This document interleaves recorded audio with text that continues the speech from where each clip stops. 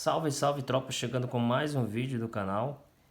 Esse é um segmento da aula anterior, ao qual eu me referi, que eu falaria na sequência sobre os músculos da camada mais superficial e da intermediária.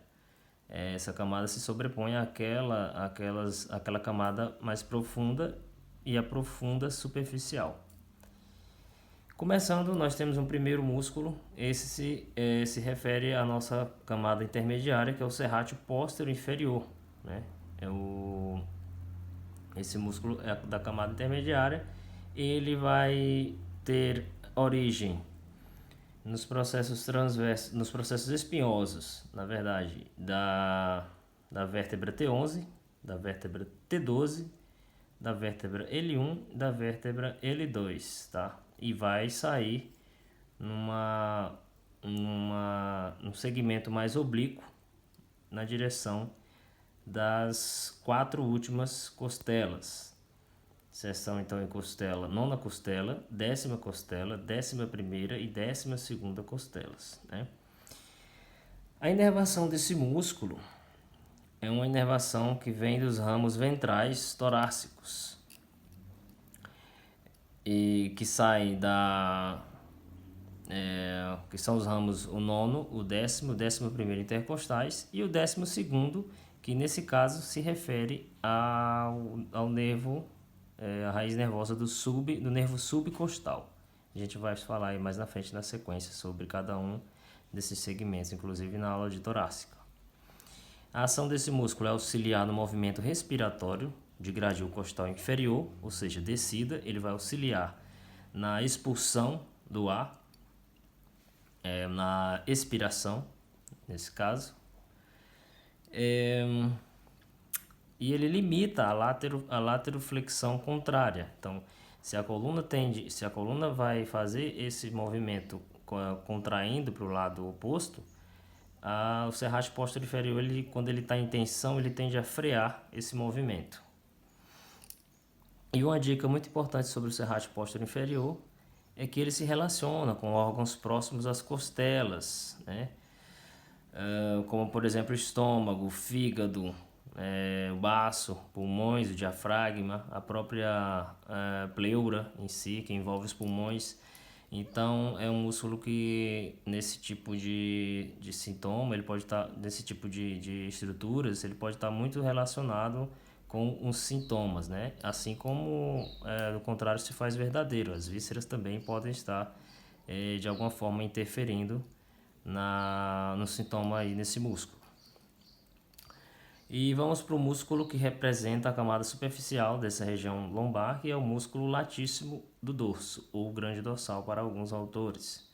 Vai sair de massa comum paravertebral lombar, aquela massa que a gente já viu na aula passada, e ele vai subir aqui nesse lado mais lateral do corpo. Ele vai se ligar também às 4 últimas costelas. Isso você vê a ligação que esse músculo tem com a camada mais intermediária, que é o serrátil póstero inferior, e vai dar sequência subindo até chegar ao húmero, né?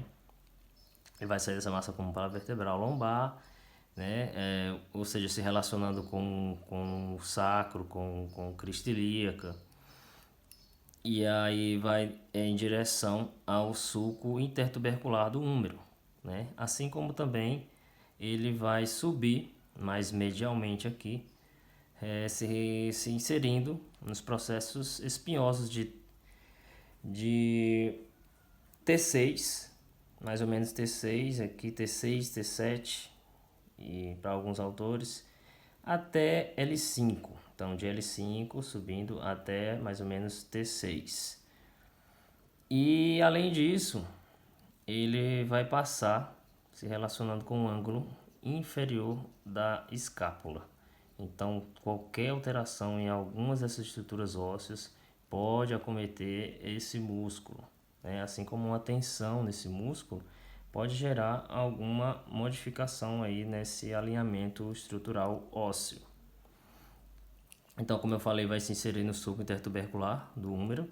Aqui a gente nota que as fibras eles fazem tipo como se fosse um cruzamento dessas fibras até chegar nessa linha, nesse sulco intertubercular. A inervação dele vem do nervo tóraco-dorsal, vai sair lá da região de C6, C7, C8, lá do pescoço, né, no caso. E a ação, como ação, ele tem movimentos de extensão, rotação interna e adução de ombro, tá?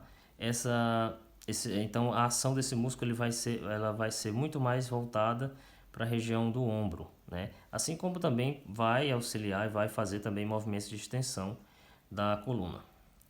E uma dica importante sobre esse músculo, ele pode provocar disfunções à distância em vários pontos onde se conecta, como eu falei. Em relacionado a todas essas vértebras, região lombar, região torácica, em relação ao sacro, à crista ilíaca, em relação à escápula, em relação ao húmero. Então, sintomas referentes à distância nessas regiões podem estar relacionados com o latíssimo do dorso. Então, é muito importante estar investigando isso aí para saber de fato, né, através de uma avaliação mais ativa, né, movimentos ativos, para saber se realmente essa disfunção se ela existe nesse músculo, né, no latíssimo do dorso. Então, meus amigos, a aula de hoje é essa, bem curta em relação às outras, mas muito conteúdo ainda por vir aí. Espero que vocês tenham gostado. Se gostou, dá um joinha aí, compartilha para alguém. Eu vou estar trazendo ainda o restante da composição desses músculos para vocês. E quem quiser esse material, quem quiser um material também, pode estar comentando aí que a gente manda, a gente dá um jeitinho de que esse material chegue até vocês. Então, valeu, obrigado, fui!